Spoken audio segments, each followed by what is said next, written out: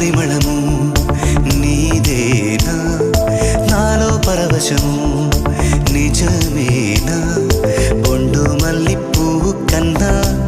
తేలికగు నీ సోకు రెండు కళ్ళు మూసుకున్నా లాగు మరి నీ వైపు సొగసును చూసి పాడగాయలా కనులకు మాట రాదుగా అలా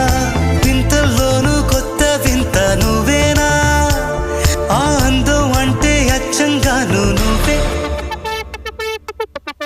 ఏ చిలిపి కళ్ళలోన కలవో